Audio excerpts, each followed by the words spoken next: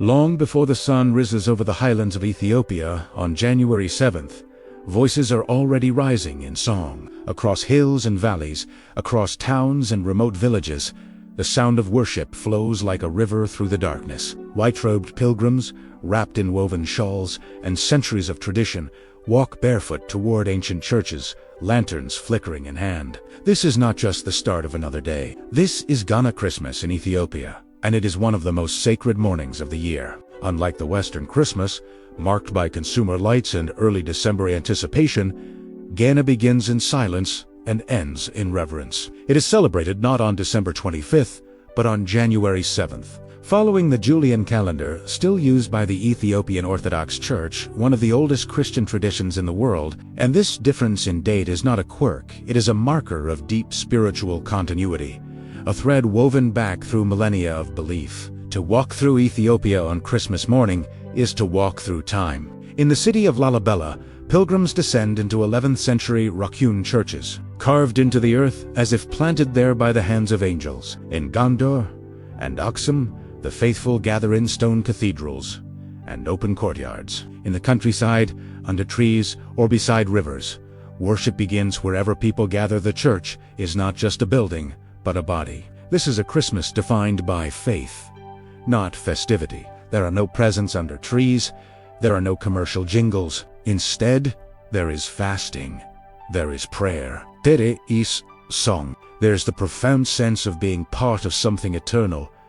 And yet, this solemnity is not somber. The faces of those gathering are calm, even joyful. There is a softness in the way they greet each other, a tenderness in the way elders are honored, a reverence that is not performative, but lived. Ganna is, at its core, a communal expression of faith. It is not celebrated behind closed doors, but out in the open in shared spaces, sacred chants, and synchronized movement. As people gather, they do so not just as families or parishes, but as a nation that remembers, a nation that holds its Christian identity as both spiritual truth and historical cornerstone. Ethiopia is unique in Africa, one of the few nations where Christianity took root in the early 4th century, making it one of the oldest Christian civilizations in the world. The Ethiopian Orthodox Tewahedo Church traces its lineage to the eunuch baptized by Philip in the book of Acts. And the depth of this tradition is visible in every thread of Ganna. That depth begins before dawn, when priests clad in embroidered vestments begin the Malet, a series of liturgical chants, accompanied by the sistrum, a ceremonial rattle and the rhythmic clap of prayer sticks. The chants are not just heard, they are felt. They rise like incense. They pulse with history. The faithful stand for hours, often throughout the night, listening, singing, and moving as one. The service builds slowly, not toward spectacle, but toward stillness and encounter. And when the Eucharist is finally offered, it is received not as ritual, but as renewal, a symbol of Christ's birth and the soul's rebirth. And in the faces of the faithful, you see this renewal, not dramatic or euphoric, but deep, steady, carved like the churches they worship in from stone, but full of light. Outside, the rising sun bathes the white garments in gold. Children sit quietly beside their mothers. The elderly lean on carved sticks, their eyes closed in prayer. The scent of frankincense lingers in the air, and as the liturgy ends and people begin to disperse slowly, reverently, the world feels quieter. The earth feels fuller. It is still early morning, but already the day has spoken. This is a sacred day, not because of what we do, but because of what we remember. In Ethiopia, Christmas begins not with celebration, but with pilgrimage, not with glitter, but with garments of humility, not with noise, but with the steady, ancient rhythm of devotion. And in that rhythm, the soul hears something it often forgets in modern life, that holiness is not loud. It is low, grounded, and very much alive. This is the dawn of Christmas in Ethiopia, a dawn that stretches back centuries. And yet, every year, it feels new. To fully grasp the soul of Ethiopian Christmas known as Ganna, one must first understand the calendar it follows. In Ethiopia, Christmas is not celebrated on December 25th, as it is in much of the Western world. Instead, it falls on January 7th, aligning with the Julian calendar, a timekeeping system that predates the Gregorian calendar used globally today. This distinction is more than a technicality. It is a mirror into Ethiopia's independence of thought, history, and tradition, a nation that has, for centuries, held to its own sacred rhythms, its own celestial calculations, and its own sense of time. The Ethiopian calendar itself is unique. Derived from the ancient Alexandrian or Coptic system, it consists of 13 months, 12 months of 30 days each, and a 13th month, Pagum, of 5 or 6 days, depending on the leap year cycle. It begins on what corresponds to September 11th in the Gregorian calendar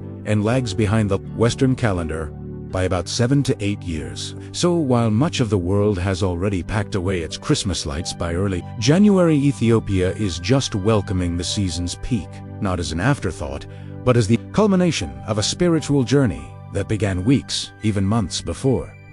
This alternate date is not merely a liturgical remnant. It is a deliberate embrace of sacred time, time not governed by commercial urgency, but by ecclesiastical rhythm and ancestral memory. The date, Tassus 29 in the Ethiopian calendar, is rooted in religious significance, believed to be the day of Christ's birth, according to ancient Ethiopian Christian tradition. To Ethiopians, Ganna's placement in January is not late, it is right on time. It arrives after a long period of fasting and prayer, a spiritual preparation that allows the soul to greet the celebration not with exhaustion, but with readiness. And when the day comes, it feels deeply connected to the cosmic order, the stars, the scriptures, the silent wisdom passed down through centuries of Christian life lived beneath the Ethiopian sun. The sense of sacred time is also reflected in the way Ganna is celebrated, not in a single burst of festivity, but as a season. In fact, Ganna is closely followed by the Ethiopian Epiphany, celebrated on January 19th or 20th in leap years. Timkat marks the baptism of Jesus in the Jordan River and is considered even more important than Christmas itself in many parts of Ethiopia. But together, Ganna and Timkat form a continuous spiritual crescendo, a flow of liturgy, symbolism, and public devotion. The awareness of this rhythm is instilled from childhood. Ethiopian children learn to mark time not just by school terms or birthdays, but by the calendar of the church, the cycles of fasting, feasting, mourning, and rejoicing. The calendar is not abstract. It is embodied. Even the greeting used during this season reflects the sacred time it inhabits. Instead of saying Merry Christmas, Ethiopians greet one another with words like Melkom Gina, meaning Happy Gina.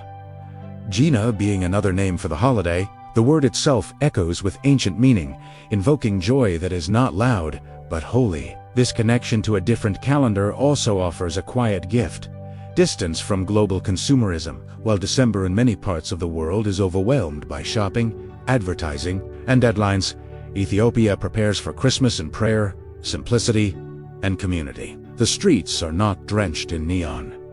The pressure to spend is not pervasive. The countdown is not loud. Instead, time flows slowly, with each passing day drawing the faithful deeper into anticipation, not for things, but for meaning. And when January 7th arrives, it feels like a threshold, not just into a holiday, but into a moment outside of ordinary time. A moment that has been prepared for with the body, the mind, and the heart. In this way, the difference in date is not a difference in delay.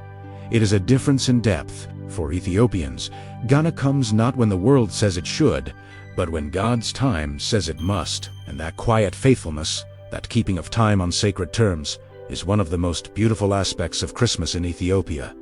It is a reminder that the sacred cannot be rushed, that not all calendars are ruled by clocks, that sometimes the holiest celebrations are those that arrive when the world isn't watching. Enjoying the video so far? Then engage with us. Like, share your thoughts in the comments, and follow World Traditions to explore more amazing traditions around the world. In Ethiopia, the arrival of Christmas is not just a festive date on the calendar, it is the culmination of a journey of the body, the spirit, and the will. For 43 days leading up to Ganna, faithful Orthodox Christians across the country observe a solemn period of fasting known as Melkom Gina. From November 25th until January 6th, the heart of the Ethiopian Christian world is tuned not to indulgence, but to discipline, humility, and purification.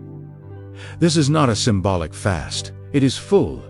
Daily abstinence from meat, dairy, eggs, and often alcohol. Meals are typically consumed once a day after 3 p.m. and always plant lentils, vegetables, chickpeas, and injera, Ethiopia's iconic fermented flatbread form. The basis of the diet, the act of eating becomes an act of spiritual attention. There is no mindless consumption. Every bite is a prayer lived out in silence. The purpose of the fast is not punishment, but preparation to make space in the soul for the arrival of Christ, not as an idea, but as a presence. Fasting in Ethiopia is not simply about the stomach. It is about the whole person. What you consume, what you say, what you do, and how you treat others. During these 6 weeks, the faithful dedicate themselves to prayer, scripture reading, acts of charity, and frequent church attendance. It is a time to reflect on one's life, to seek forgiveness, to step outside the noise of the world and recenter on the divine. And this transformation is visible not just in churches, but in homes and communities. Children learn from a young age to fast, not by force, but by example. Elders guide them gently, showing that restraint is not a burden, but a blessing. In cities like Addis Ababa, as well as in remote mountain villages, the rhythm of life slows. The market stalls reflect the change, with lentils and vegetables taking the place of meat. Conversations turn quieter. Even the air feels different, charged with anticipation, yet grounded in calm. And this spiritual climate is not confined to the deeply religious. Even many secular or less observant Ethiopians participate in some form of fasting out of respect for tradition, for family, for heritage. There is a cultural unity in this spiritual act, a collective stillness that spreads across the land. Each day of the fast builds upon the last, culminating in the final vigil on the night of January 6th.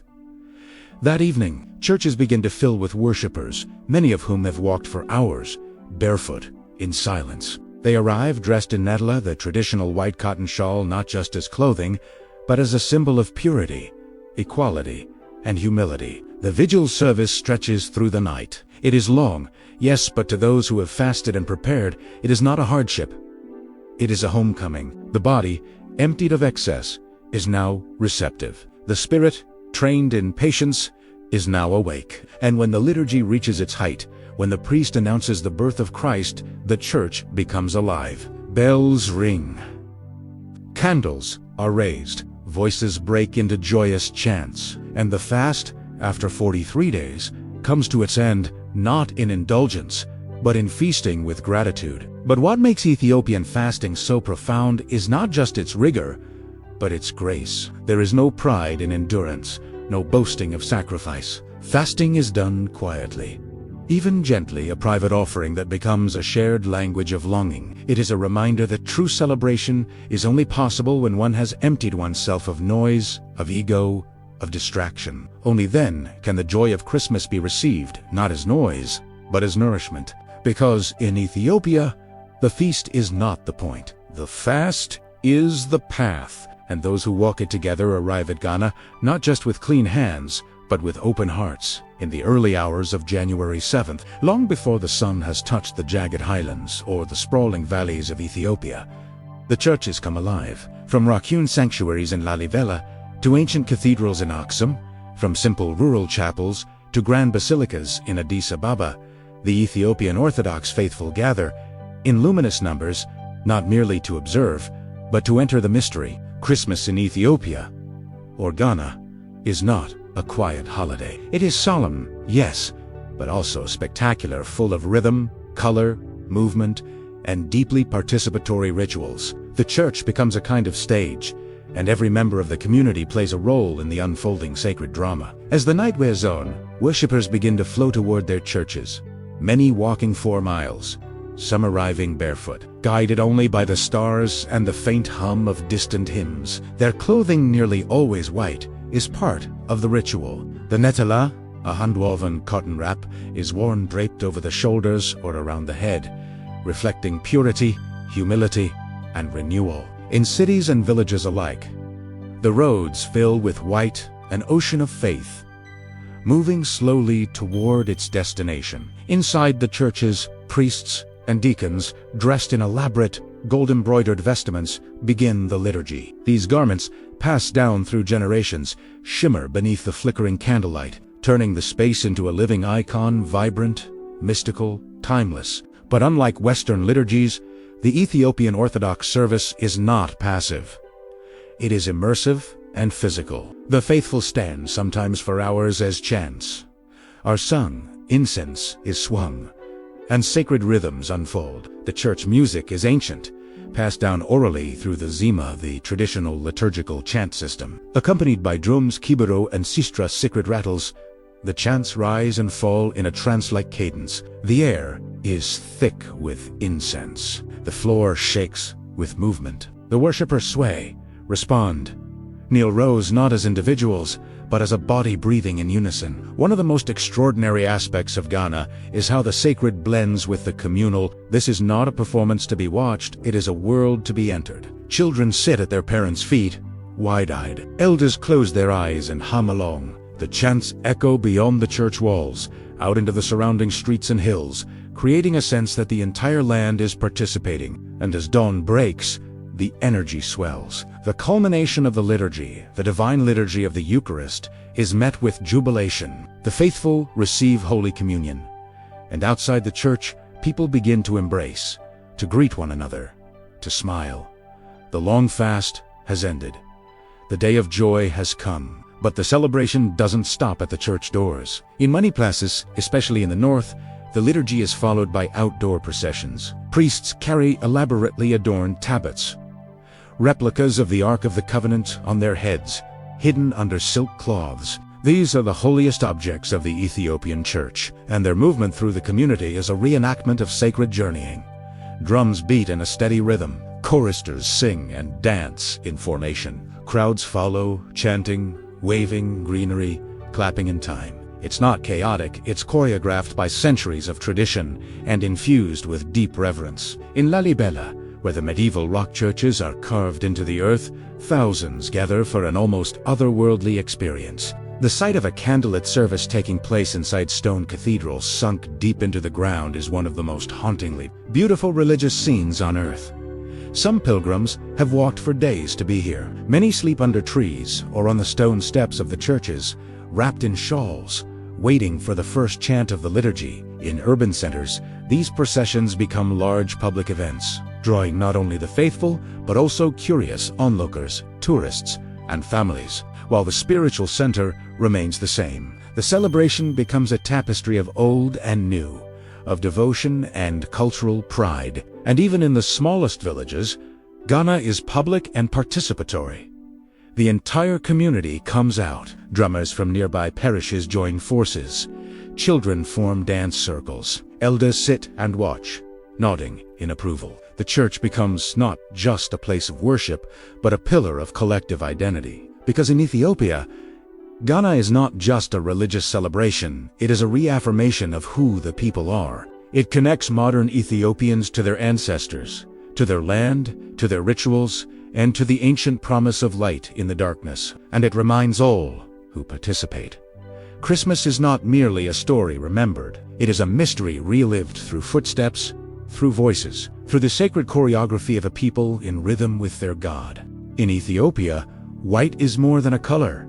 It is a language, a spiritual expression, a thread that binds the individual to the divine, the present to the ancestral, the body to the soul. On Christmas Ganna, the color white becomes a visible manifestation of inward devotion, seen in every village, every church, every family, flowing through the streets like a river of light. As the day of celebration dawns, Ethiopians of all ages emerge from their homes, dressed in traditional garments of white cotton, the netela for women, the gabi for men, and shama for both, all woven by hand, lightweight and breathable, with subtle patterns stitched near the edges in tones of blue, green, or gold. These garments are not simply clothing, they are symbols of purity, humility, and sanctity. The act of wearing white for Ganna is deeply symbolic. After 43 days of fasting and spiritual preparation, the faithful clothe themselves in garments that represent a cleansed soul. The whiteness echoes the inner journey, the surrendering of excess, the quieting of ego, the opening of the heart to the arrival of the divine. It is a declaration. I come to this holy day with a clean heart and clear mind. This tradition is not limited to the deeply religious. It permeates the culture. Even those who do not attend the full liturgy or keep the fast often still wear white on. Ganna, out of respect, out of shared identity, out of a deep cultural instinct that says, this day is sacred and white is its garment. But white is more than symbolic, it is when thousands gather for worship, all dressed in white, there is a visual unity that dissolves differences. The rich and the poor, the young and the old, men and women, all wear the same fabric. There are no brand names, no status symbols, no external hierarchy. The field of white becomes a reminder of spiritual equality. Before God, all stand clothed in the same humility. In rural villages, this tradition is even more pronounced. White robes are passed down through generations, carefully preserved, aired out days before the feast. Children grow into the same garments their mothers wore, their grandmothers stitched. The weave is more than cotton. It is memory, devotion, inheritance. And in urban centers, where modern fashion and Western clothing are part of daily life, Ganna becomes a moment of return, a deliberate reconnection to heritage. Young professionals who spend their days in suits or uniforms trade them in, just for this day, for the familiar folds of the net. There is something grounding in it, something healing. Even the streets themselves seem to honor the symbolism. Homes are freshly cleaned in preparation for the feast. Courtyards are swept, injera batter is mixed the day before, candles are prepared, and amid this quiet busyness, the image of people emerging dressed in white is like a benediction of simplicity. There is another layer to a sense of peace. The white of Ganna does not scream. It does not compete. It is quiet, soft, contemplative. It invites reflection. It slows the eye. It slows the heart. In a world of distraction, it centers. And it endures. While Christmas in other parts of the world is marked by changing trends, seasonal colors, and shifting aesthetics, Ethiopia's use of white has remained almost unchanged for centuries. It is a visual through-line from the early days of Christianity to now, a kind of continuity that transcends time. Children, too, take part. Little ones are dressed in miniature versions of the same garments, sometimes with added embroidery or delicate bead. It's a joy for families, not just for photos, but for formation. Children feel included in the sacredness. They learn early that what they wear on Ganna matters not for style, but for spirit. And perhaps one of the most moving images of Ganna is this: an elder standing silently outside a stone church, wrapped in a thick, white gabi, his hands clasped, his eyes closed. Behind him, a stream of children and parents in white walk past. Bells ring in the distance. A chant rises. And in that moment, the white becomes not fabric, but presence. A reminder that the sacred is not far away. It is here, woven into the land, into the people, into the very air. Because in Ethiopia, white is not worn to impress. It is worn to honor, to remember, to come close, to say without saying a word, I am ready. In Ethiopia, worship is not passive. It is movement. It is music. It is the body and the voice lifting together toward the heavens. And on Ganna Ethiopian Christmas, the spiritual celebration overflows into rhythmic joy. Across the country, in ancient churches and open fields alike, the sacred is not only spoken, it is sung, danced, and deeply felt. To witness the Christmas liturgy in Ethiopia is to witness an ancient performance of the soul. The church service begins in stillness, but soon becomes a tide of sound. The faithful do not merely attend. They enter the liturgy feet, shifting in quiet dance, hands clapping in rhythm, voices layered in age-old melodies. There is no division between body and prayer. Worship is total. At the heart of this tradition is the zima, the sacred liturgical chant system of the Ethiopian Orthodox Church.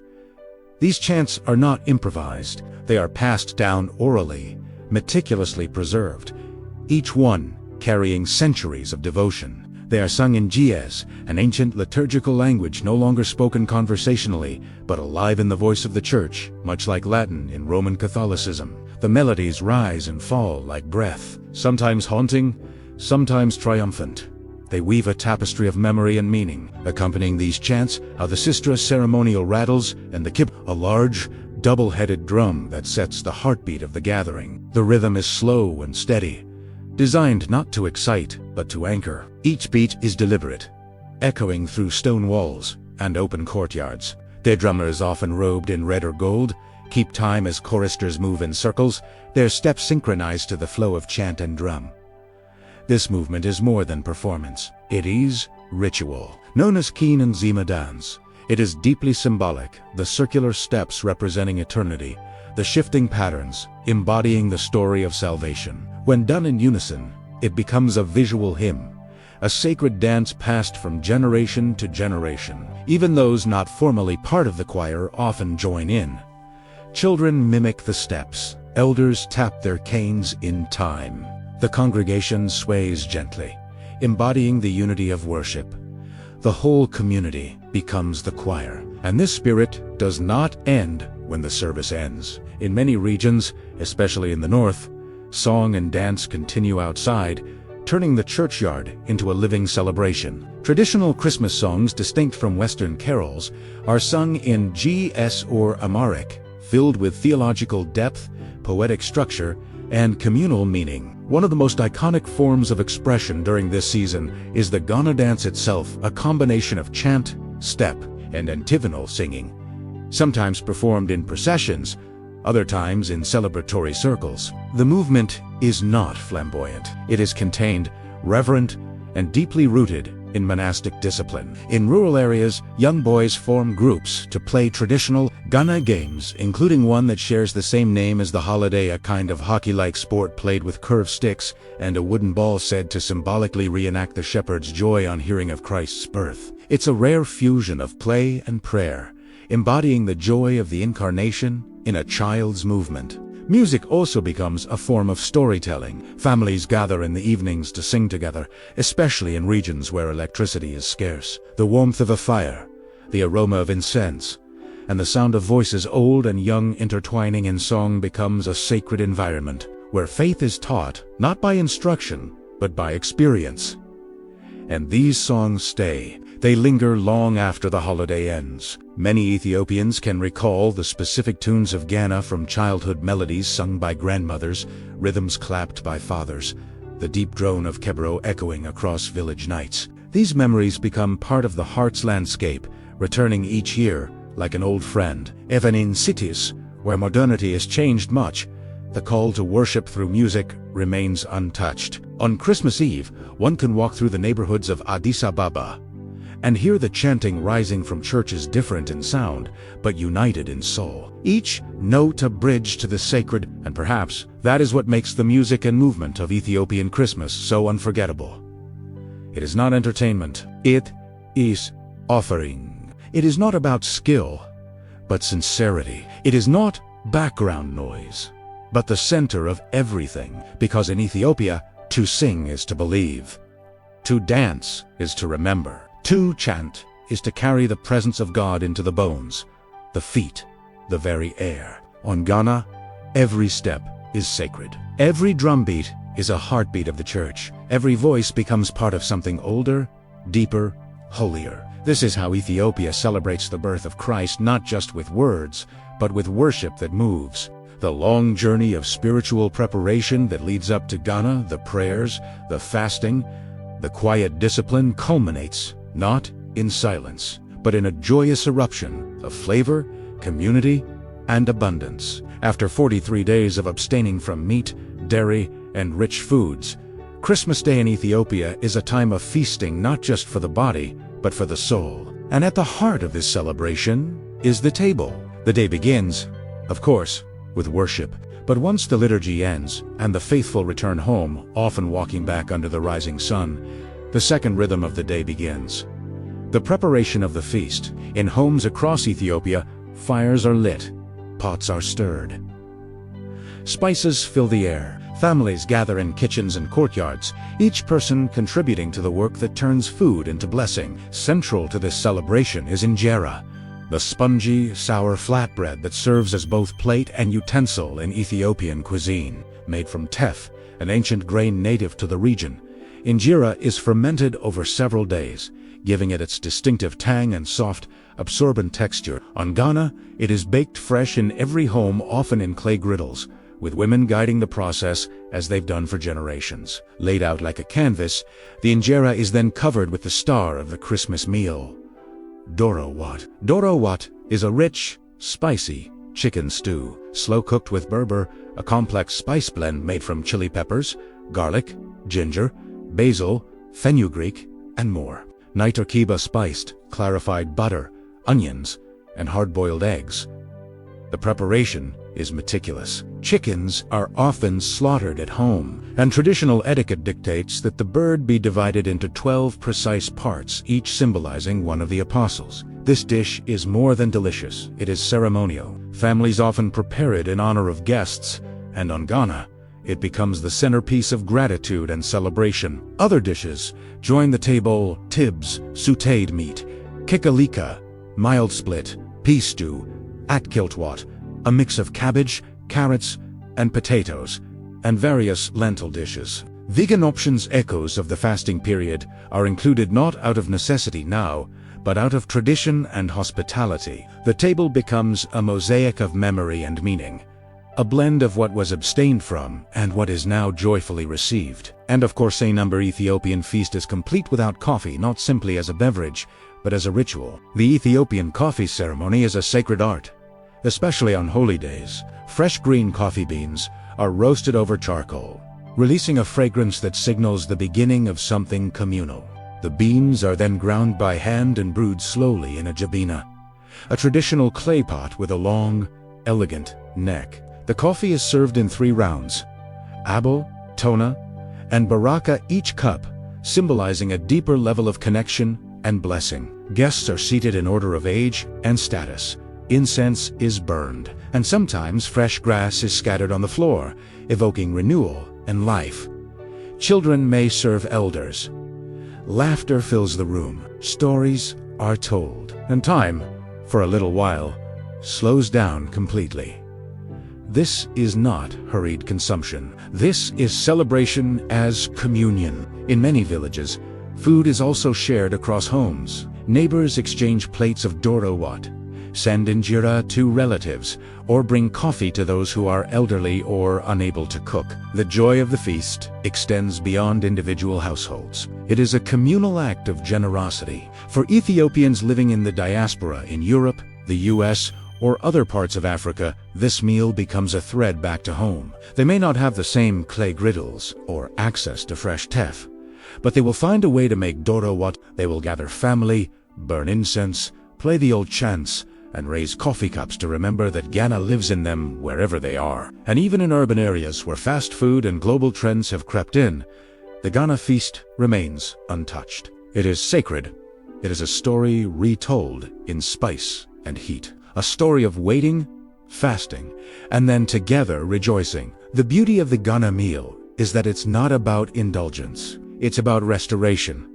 It's about the body joining the soul in celebration. It's about the sacredness of hunger met with satisfaction, the holiness of bread broken in community, the mystery of joy made edible. And in every bite of injera, of stew, of roasted lamb or sweet honey bread, there is a memory of the fast, a reminder that celebration gains meaning when it is preceded by longing. Because in Ethiopia, Christmas does not begin with feasting, it ends with Italiano. And that, perhaps, is what makes it so satisfying, not just in taste, but in truth. As the sun begins to set on January 7th, casting warm golden light over the rooftops of Addis Ababa, the rocky valleys of Lalibela, and the rolling highlands of the Ethiopian countryside, a quiet fullness settles over the land. The prayers have been sung, the fast has been broken, the feast has been shared, but the essence of Ganna Ethiopian Christmas lingers long after. The final piece of injera is folded